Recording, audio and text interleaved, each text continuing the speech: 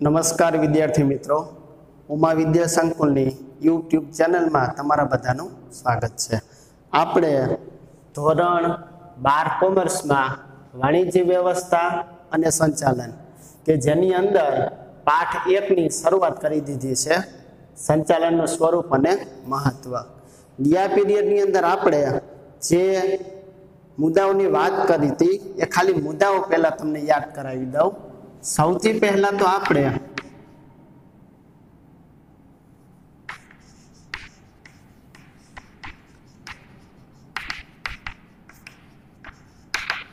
વ્યવસાય એટલે શું અથવા તો સંચાલન એક વ્યવસાય છે એના વિશેની વાત કરી હતી। ત્યાર પછી કે સંચાલનની વિવિધ સપાટીઓની વાત કરી હતી।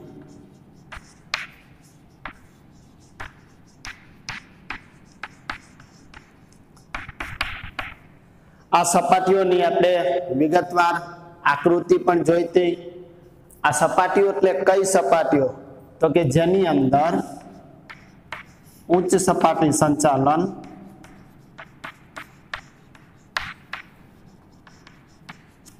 બીજું મધ્ય સપાટી સંચાલન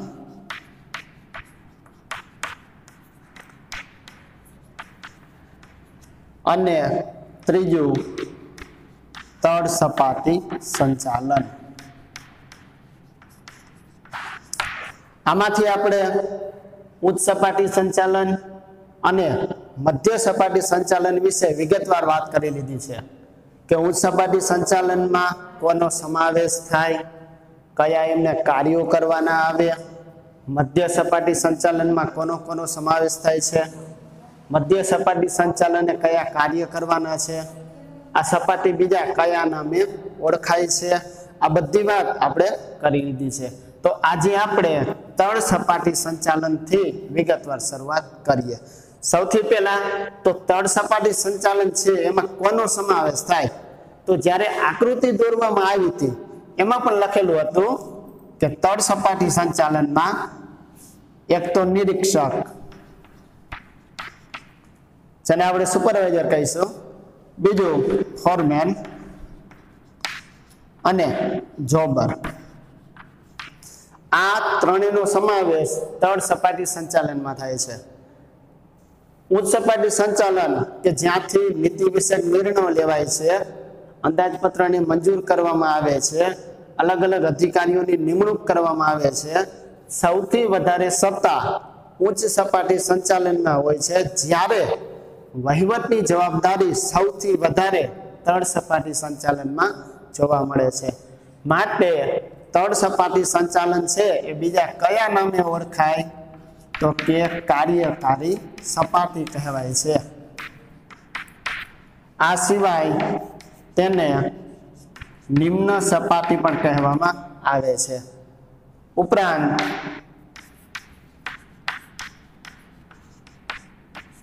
નિરીક્ષકોની સપાટી પણ કહેવાય છે। તમને એક માર્કનો પ્રશ્ન પૂછી શકે કે તળ સપાટી સંચાલન બીજા કયા નામે ઓળખાય છે? તો આમાંથી તમે કોઈ પણ એક લખો તો પણ ચાલે। કાર્યકારી સપાટી, નિમ્ન સપાટી, નિરીક્ષકોની સપાટી, કે જ્યાં સત્તા બહુ ઓછી હોય છે અથવા તો એને જે કામ સોંપ્યું એના પૂરતી જ હોય છે, અને હા, સૌથી વધારે વહીવટની જવાબદારી તળ સપાટી સંચાલનની હોય છે। તો ચાલો હવે એના કાર્યોની વિગતવાર આપણે વાત કરી લઈએ કે તળ સપાટી સંચાલન છે એ કયા કયા કાર્ય કરવામાં આવે છે।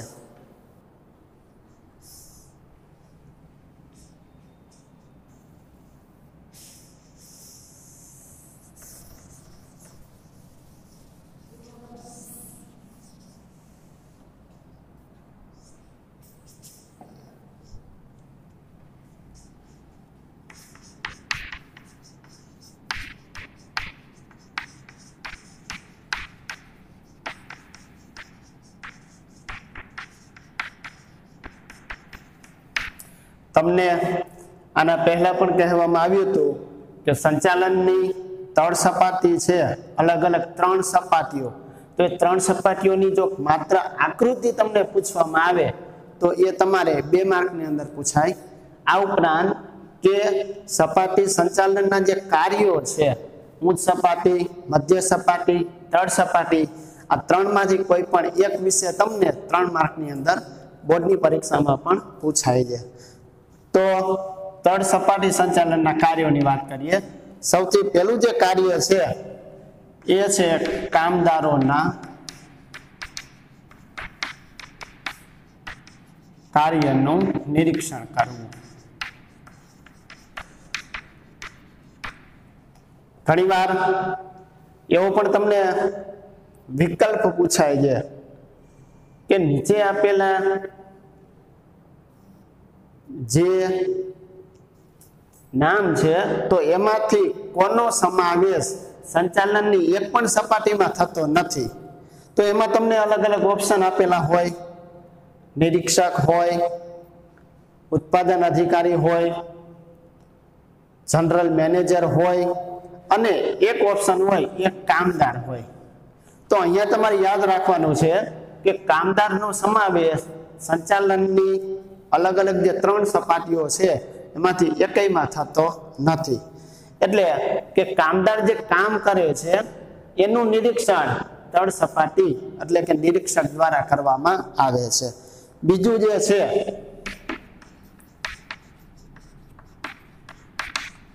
કામદારોના શિસ્ત અને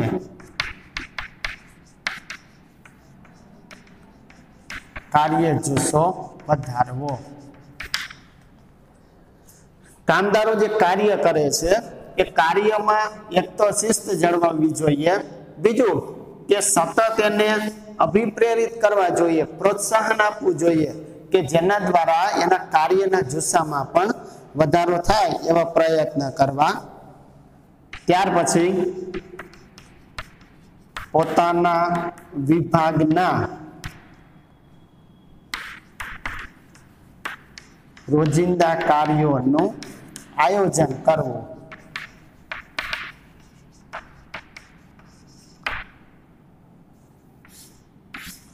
એટલે કે જેટલા પણ નિરીક્ષકો છે, ફોરમેન કે જોબર છે, તો એને અલગ અલગ વિભાગ જે સોંપેલા છે તો એને એના વિભાગમાં રોજિંદા એટલે કે દરરોજનું જે કાર્ય કરવાનું છે એનું આયોજન પણ કરવું જોઈએ। ત્યાર પછી કર્મચારીઓને લગતા કાર્ય કરવાના।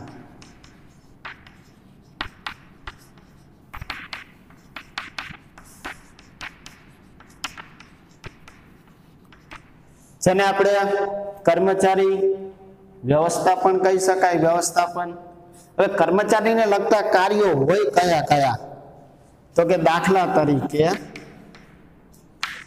બદલી, બઢતી, બરાબર, ત્યાર પછી તાલીમ છે વગેરે। બદલી, બઢતી અને તાલીમ કે જેને આપણે કહીશું કર્મચારીને લગતા કાર્ય। બદલી એટલે શું? તો કે જ્યારે એકમમાં કોઈ એક વિભાગમાં કર્મચારીઓ વધારે હોય અને બીજા વિભાગમાં જ્યારે કર્મચારીઓની કે કામદારોની જરૂર હોય તો એ જ કામદારને એક વિભાગમાંથી બીજા વિભાગમાં મોકલવામાં આવે એને બદલી કહે છે। બઢતી એટલે શું? તો કે પ્રમોશન।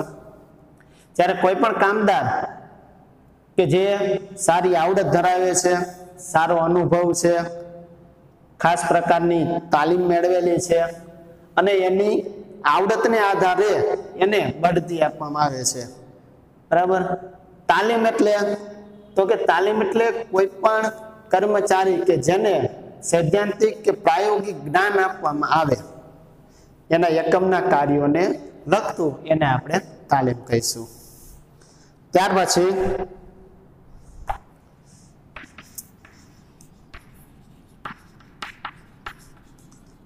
અધિકારીઓ પાસેથી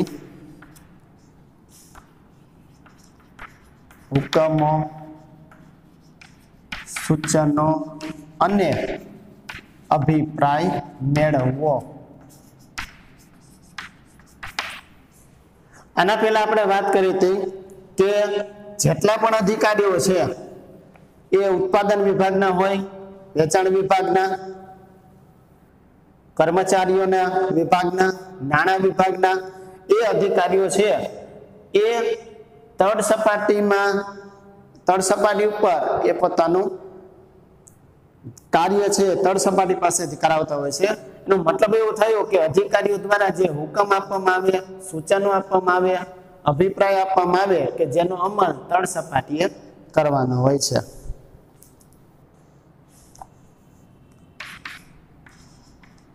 યંત્રોની ગોઠવણી અને યંત્રોનું સમારકામ। એકમમાં જે યંત્રો છે અથવા તો જૂના યંત્રોના સ્થાને નવા યંત્રો જ્યારે આવે છે તો એની વ્યવસ્થિત ગોઠવણી કરવાની જવાબદારી પ્લસ સમારકામ એટલે કે યંત્રોના રિપેરિંગની જે જવાબદારી છે એ પણ તળ સપાટી સંચાલન એટલે કે નિરીક્ષકની એની જોવા મળે છે। ત્યાર પછી કામદારોને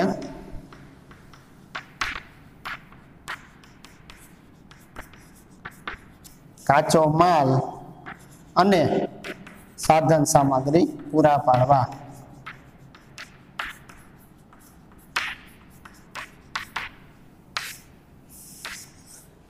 જ્યારે કોઈ પણ વસ્તુનું ઉત્પાદન કરવું છે, કોઈ પણ વસ્તુ બનાવવાની જો વાત છે તો એવા સંજોગોમાં કાચા માલની જરૂર પડે, એની સાથે યોગ્ય સાધન સામગ્રી। તો અહીંયા તળ સપાટી સંચાલનની એ જવાબદારી બને છે કે એના હાથ નીચે કામ કરતા જે કામદારો છે એ કામદારોને વસ્તુ બનાવવા માટે કાચો માલ પૂરો પાડવો અને જરૂરી સાધન સામગ્રી પણ પૂરી પાડવી। ત્યાર પછી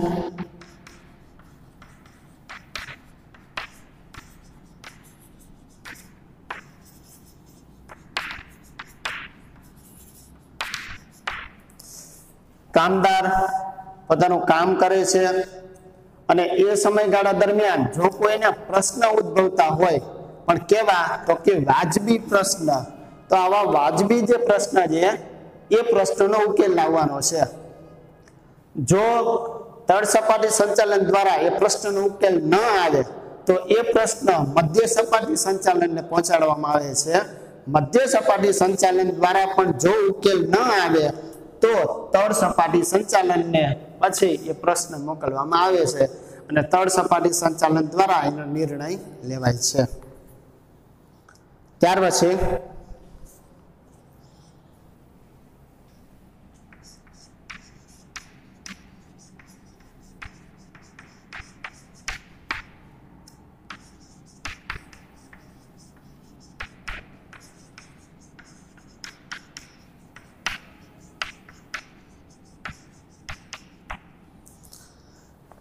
હમણાં પણ વાત કરી એમ ઉચ્ચ સપાટી સંચાલન કે જ્યાંથી નીતિ વિષયક નિર્ણય લેવાય છે,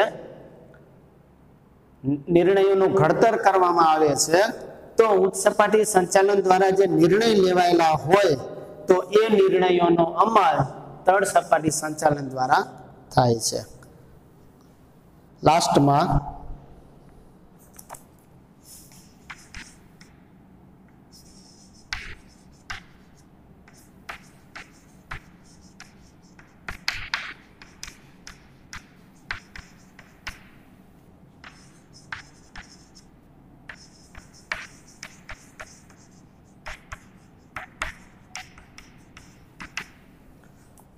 કામદાર જે કાર્ય કરે છે અને એના દ્વારા અલગ અલગ પ્રવૃત્તિના જે અહેવાલ તૈયાર કરવામાં આવ્યા હોય તો એને લગતા સૂચન અથવા તો કામદાર કે જેની કોઈ ફરિયાદ છે તો આ ફરિયાદો એના સૂચનોને મધ્ય સપાટીએ મોકલવાની ફરજ બને છે।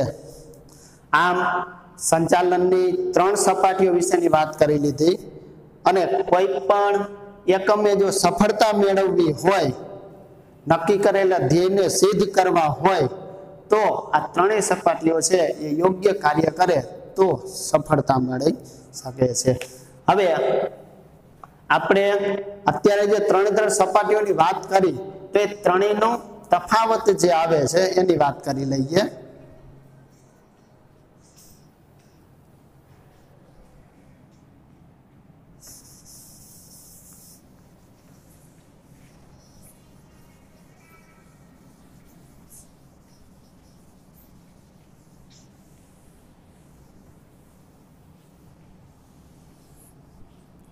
જો તમને કોઈ પણ સપાટી સંચાલનના કાર્ય 2 માર્કમાં પૂછવામાં આવે તો તમારે ઓછામાં ઓછા 4 મુદ્દા લખવા પડે અને જો તમને 3 માર્કમાં પૂછવામાં આવે તો એવા સંજોગોમાં તમારે 9 મુદ્દા એના લખવાના થશે.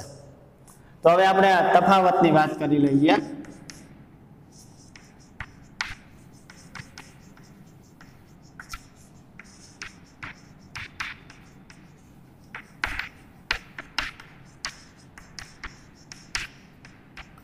આ તફાવત પણ તમને 3 માર્કની અંદર પૂછાય, પણ 3 સપાટીઓનું એક સાથે પૂછાતું નથી. તમને ઉચ્ચ સપાટી અને મધ્ય સપાટીનું પૂછી શકે અથવા મધ્ય સપાટી અને તળ સપાટીનું પણ પૂછી શકે. તો સૌથી પહેલા આપણે એના મુદ્દાની વાત કરી લઈશું.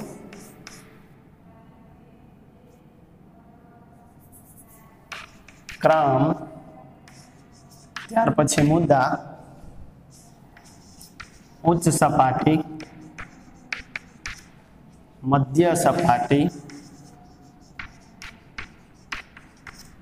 અને તળ સપાટી. હવે એમાં સૌથી પહેલા ક્રમ નંબર 1 ની વાત કરીએ. મુદ્દો આપેલો છે સંચાલન અને વહીવટ.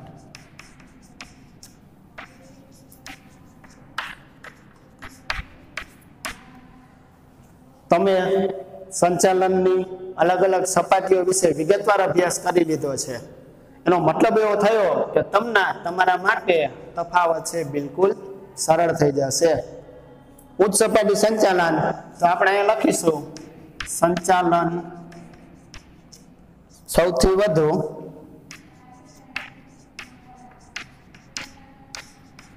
અને વહીવટ. જો સંચાલન સૌથી વધુ ઉચ્ચ સપાટીએ હોય તો એનો મતલબ થયો કે વહીવટ છે એનું પ્રમાણ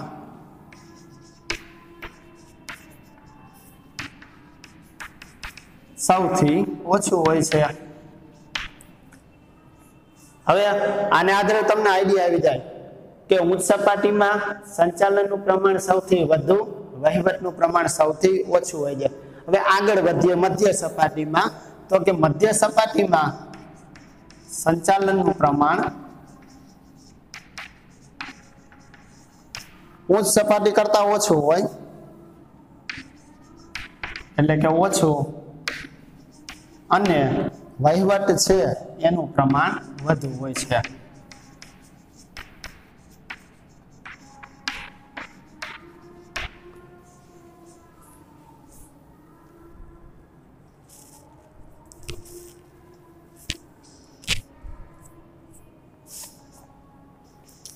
મધ્ય સપાટી પછી તળ સપાટીની વાત કરી લઈએ.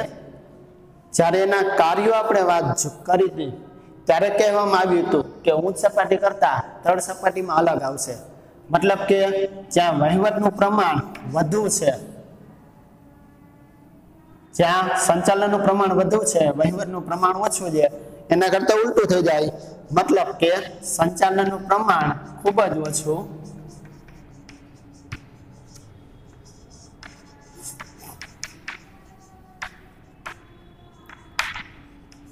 અને વહીવટનું પ્રમાણ સૌથી વધુ હોય છે.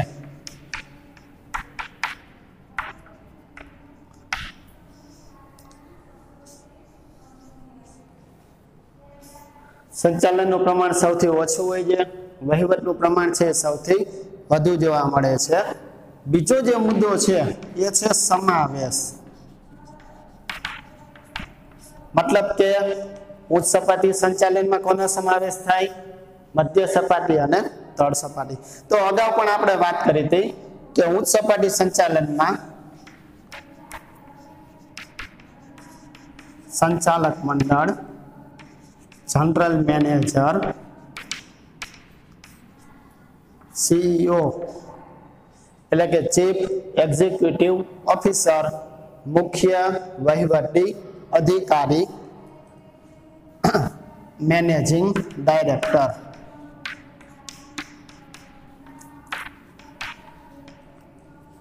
આનો સમાવેશ ઉચ્ચ સપાટી સંચાલનમાં થાય। મધ્ય સપાટી સંચાલન કે જેનું બીજું નામ છે અધિકારીઓની સપાટી, એનો મતલબ એવો થયો કે મધ્ય સપાટી સંચાલનમાં અલગ અલગ ખાતાના અધિકારીઓનો સમાવેશ થાય।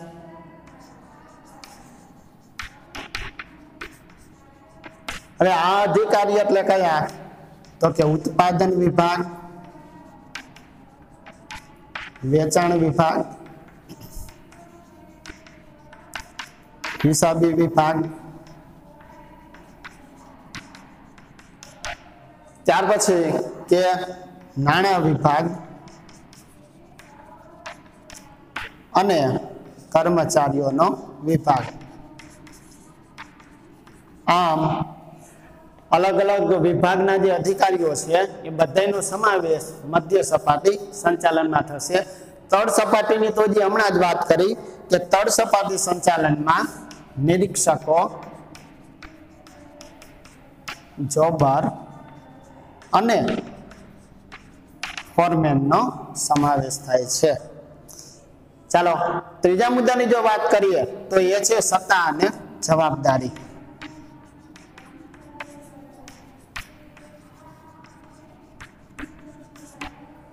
એટલે કે ઉચ્ચ સપાટી સંચાલન, મધ્ય, તળ સપાટી, કોની પાસે કેટલી સત્તા છે, કોની કેવી જવાબદારી છે। ઉચ્ચ સપાટી સંચાલનની વાત કરીએ તો કે ઉચ્ચ સપાટી સંચાલનમાં સત્તા અને જવાબદારી બંનેનું પ્રમાણ વધુ હોય।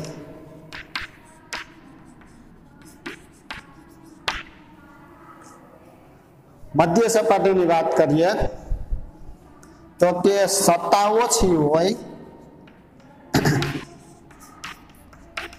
અને જવાબદારી વધુ હોય। જ્યારે તળ સપાટી સંચાલનમાં સત્તાનું પ્રમાણ સૌથી ઓછું હોય, એટલે કે સત્તાનું પ્રમાણ ખૂબ ઓછું અને એની જવાબદારી પોતાના વિભાગ પૂરતી હોય છે, પણ જવાબદારીનું સૌથી વધારે પ્રમાણ તળ સપાટી સંચાલનમાં જોવા મળે છે। ચાલો પેલા ત્રણ મુદ્દા યાદ રાખી લેજો, સંચાલન અને વહીવટ। તો કે ઉચ્ચ સપાટી સંચાલનનું પ્રમાણ વધારે, વહીવટનું પ્રમાણ ઓછું। મધ્ય સપાટી કે જેમાં સંચાલનનું પ્રમાણ ઓછું, વહીવટનું પ્રમાણ વધારે। અને તળ સપાટી કે જેમાં સંચાલનનું પ્રમાણ ખૂબ જ ઓછું, વહીવટનું પ્રમાણ સૌથી વધારે। કોનો કોનો સમાવેશ થાય? તો કે ઉચ્ચ સપાટી સંચાલનમાં સંચાલક મંડળ, જનરલ મેનેજર, મુખ્ય વહીવટી અધિકારી, મેનેજિંગ ડાયરેક્ટર। મધ્ય સપાટી સંચાલનમાં અલગ અલગ વિભાગના અધિકારીઓ, બરાબર, ઉત્પાદન, વેચાણ, હિસાબી, નાણું અને કર્મચારી। તળ સપાટીમાં નિરીક્ષક, જોબર અને ફોરમેન। સત્તાની જવાબદારી ઉચ્ચ સપાટી સંચાલનમાં સત્તા જવાબદારી બે વધારે હોય, મધ્યમાં સત્તા ઓછી, જવાબદારી વધારે। તળ સપાટીમાં સત્તા ખૂબ જ ઓછી અને જવાબદારી જે તે વિભાગ પૂરતી પણ વધારે હોય છે। આગળ વાત કરી લઈએ।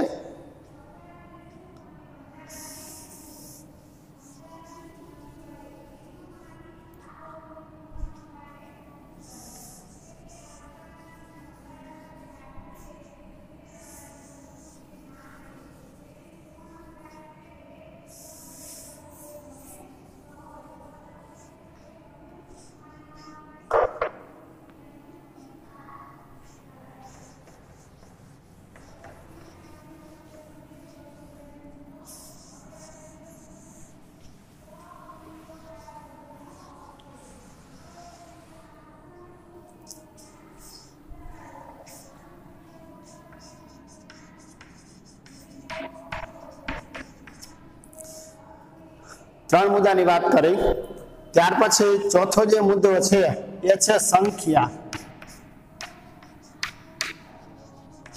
એટલે કે સંખ્યાઓ કેટલી હોય છે? તો કે ઉચ્ચ સપાટી સંચાલનમાં કર્મચારીઓની સંખ્યા ઓછી હોય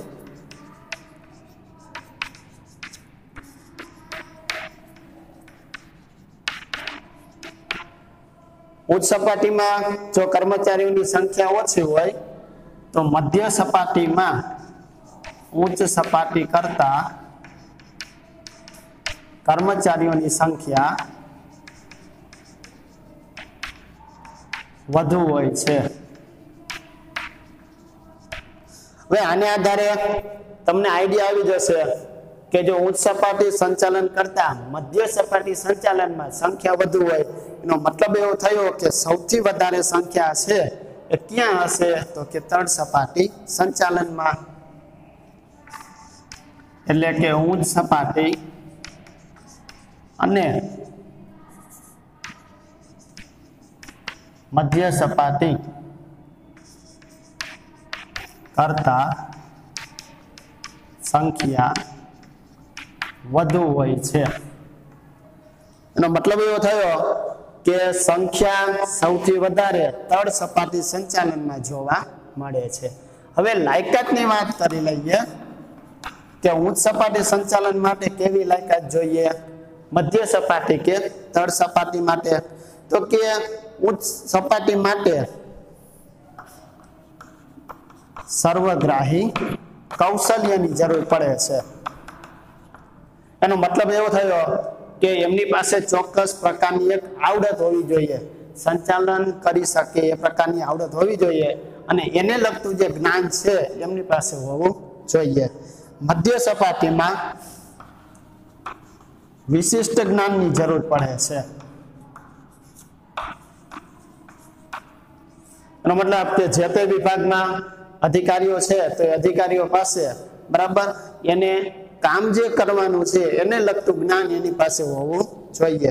તળ સપાટીમાં તો કે પોતાના વિભાગ પૂરતું જ્ઞાન હોય એટલે ચાલે। એનો મતલબ કે કામદારોને જે કામ કરવાનું છે તો એ કામ પૂરતું એની પાસે જ્ઞાન હોવું જોઈએ અથવા તો એટલી એની પાસે લાયકાત હોય એટલે ચાલે। ધ્યેય અને નીતિ ઘડતરની વાત કરી લઈએ।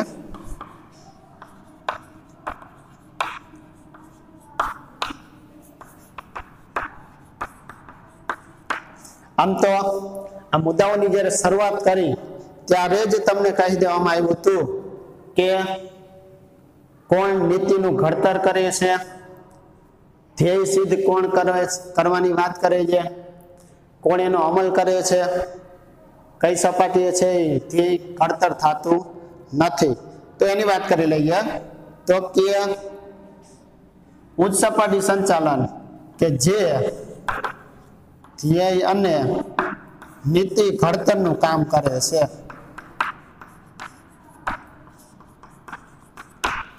મતલબ કે કંપનીના મુખ્ય હેતુ હોય કે પછી ગૌણ હેતુ હોય એ ઘડવાનું કામ ઉચ્ચ સપાટી સંચાલન દ્વારા કરવામાં આવે છે। ઉચ્ચ સપાટી સંચાલને જે ધ્યેય કે નીતિ ઘડેલ છે તો એ ધ્યેય અને નીતિનો અમલ છે એ અમલ મધ્ય સપાટી સંચાલન દ્વારા કરવામાં આવે છે। એ જ રીતે તળ સપાટી સંચાલન પણ ઉચ્ચ સપાટી સંચાલન દ્વારા જે ધ્યેય અને નીતિ નિયમો ઘડેલા છે તે ધ્યેય અને નીતિ નિયમોનો અમલ મધ્ય સપાટીની જેમ જ તળ સપાટી સંચાલન દ્વારા પણ કરવામાં આવે છે। ઉત્તરદાયિત્વની વાત કરી લઈએ।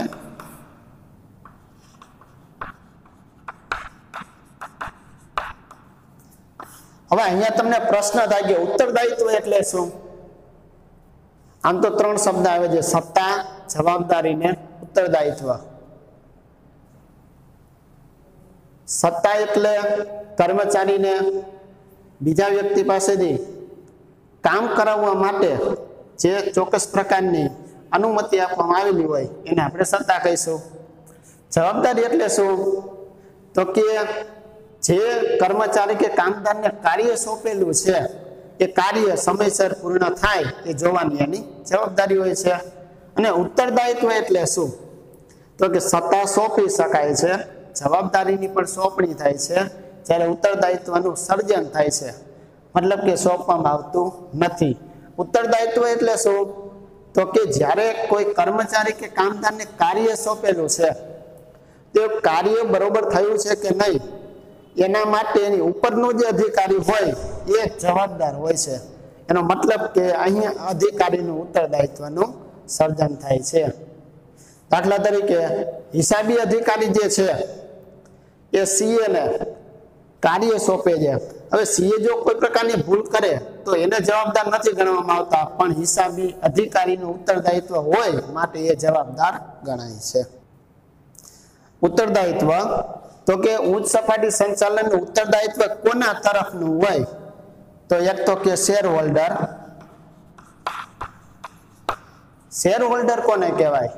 જે તે કંપનીના શેર ધારકો છે, એટલે કે શેર ખરીદ્યા છે જેને, એને શેર હોલ્ડર કહેવામાં આવે છે. બીજું કે લેણદારો.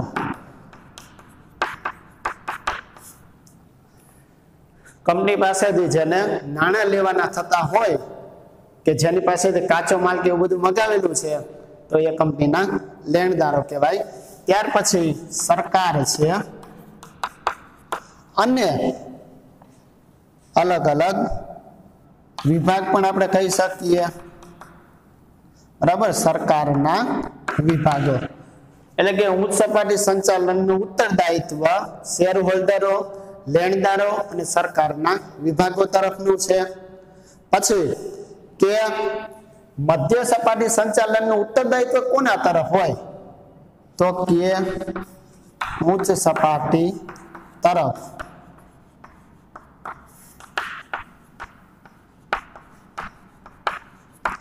એનો મતલબ કે ઉચ્ચ સપાટી સંચાલન કે જેને નીતિ વિષયક નિર્ણયો ઘડેલા છે એનો અમલ થાય એ માટે મધ્ય સપાટી સંચાલનને કાર્ય સોંપેલું છે. તો મધ્ય સપાટી સંચાલનનું ત્યાં ઉત્તરદાયિત્વ બને છે કે ઉચ્ચ સપાટી સંચાલનના કાર્યોનો સમયસર અમલ કરવો. હવે જો મધ્ય સપાટી સંચાલનનું ઉત્તરદાયિત્વ ઉચ્ચ સપાટી તરફ હોય તો સ્વાભાવિક છે કે તળ સપાટીનું ઉત્તરદાયિત્વ છે એ મધ્ય સપાટી તરફ હશે.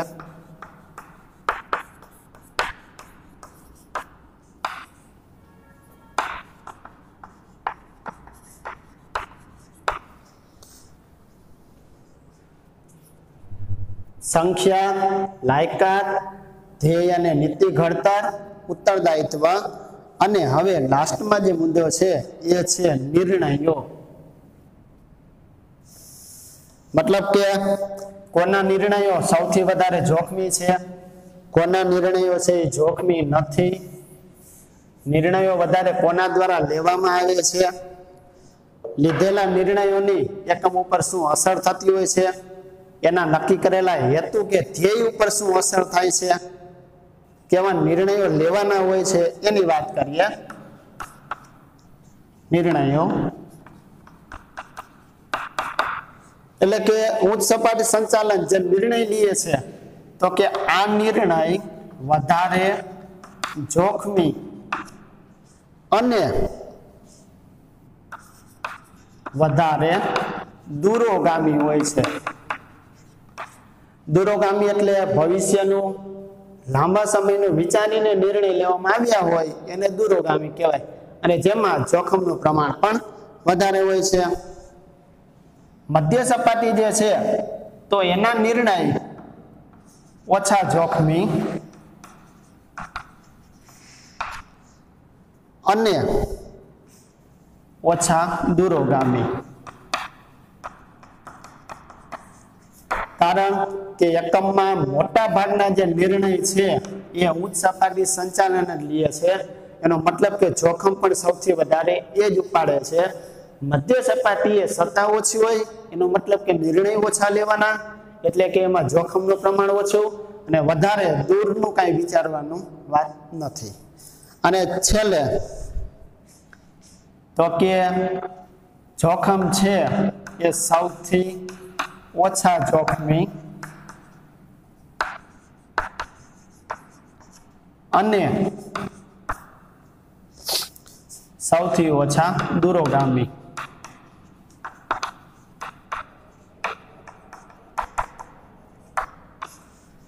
કારણ કે તળ સપાટીએ મોટા ભાગે કોઈ નિર્ણય લેવાના જ નથી હોતા, અને હા જો લેવાના હોય તો એ માત્ર પોતાના વિભાગ પૂરતા જ હોય છે. એનો મતલબ કે એમાં જોખમનું પ્રમાણ બહુ ઓછું જોવા મળે અને એ વધારે દૂરોગામી પણ નથી. તો આજે આપણે જે મુદ્દાઓની વાત કરી એમાંથી તમારે ઉચ્ચ સપાટી સંચાલન, મધ્ય સપાટી સંચાલન અને તળ સપાટી સંચાલનની જે આકૃતિ છે, જે બોર્ડની પરીક્ષામાં 2 માર્કમાં પૂછાય છે, તો એ આકૃતિ વિગતવાર રફ નોટમાં લખી નાખજો.